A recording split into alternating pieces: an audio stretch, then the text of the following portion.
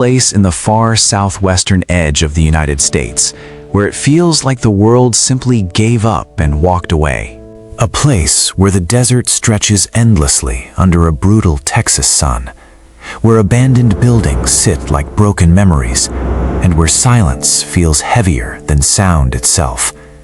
A place so isolated, so strange, and so frozen in time that stepping into it feels less like entering a town and more like crossing into another dimension.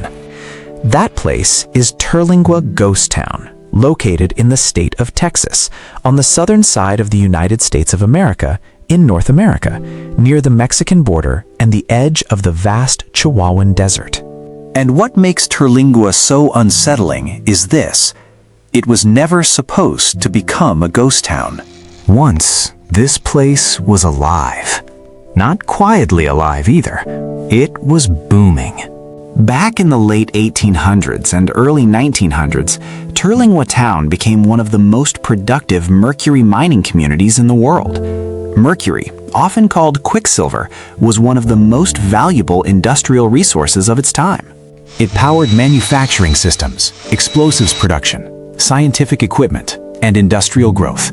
It was essential infrastructure for an expanding modern world. And buried beneath the dry Texas earth, Terlingua had a massive supply of it. That discovery transformed this isolated desert land into an economic hotspot almost overnight. Investors poured money into the region. Mining companies built homes, offices, processing plants, schools, stores, and social spaces. Families moved in hoping for opportunity. Workers arrived from across Texas, Mexico, and other parts of North America. Terlingua wasn't just surviving, it was thriving. At its peak, this desert mining town became one of the largest mercury producers in North America. Day and night, the town moved with purpose. Miners worked brutal shifts underground. Families built routines. Businesses expanded. Children filled schoolhouses. Wagons and trucks carried supplies in and ore out. From the outside, it looked unstoppable. But hidden inside that growth was a structural weakness. Terlingua's entire economy was built around one thing: mercury. And whenever a town depends too heavily on one resource, one market, one source of relevance, collapse is always waiting nearby. By the mid-1900s, global mercury demand began to shift. Industrial processes evolved. Market prices dropped. Mining costs increased. Competition expanded. Profit margins tightened. The numbers no longer worked. And once the financial system cracked, the collapse was fast. Mining operations shut down. Workers lost jobs. Families packed up and left. Businesses closed their doors. Schools emptied. The pulse of the town flatlined. And then came the silence. Not the peaceful kind. The eerie kind. The kind that settles into empty buildings and abandoned streets and makes even the wind sound like it's carrying old voices. Terlingua became what most people know it as today, a ghost town. But unlike many abandoned places that eventually disappear completely, Terlingua refused to vanish. The desert preserved it. Dry air slowed decay. Isolation protected what remained. Nature didn't swallow it the way forests reclaim abandoned towns in wetter climates. Instead, Terlingua stayed visible, like a paused frame in history. Today, when people visit Terlingua Town in southwestern Texas, they walk through a living ruin. Stone walls still stand under the desert sky. Roofless homes expose empty rooms where families once laughed, argued, ate dinner, and planned futures they never got to finish. The remains of mining structures rise from the earth like industrial skeletons. Broken windows stare outward like hollow eyes. Dust moves across abandoned foundations, as if the desert itself is slowly reading what humans left behind. And then there's the cemetery. If there's one place in Terlingua that truly hits different, it's the cemetery. Set against the harsh desert landscape, The graves tell stories no history book fully can. Simple markers, faded names, dates carved into weathered stone.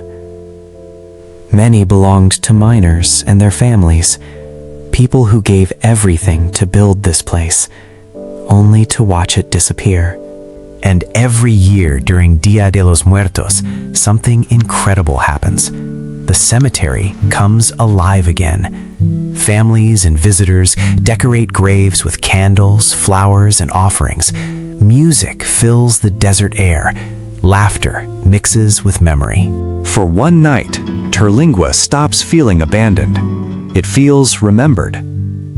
That's what makes this town different from most ghost towns in America. It isn't dead. It evolved.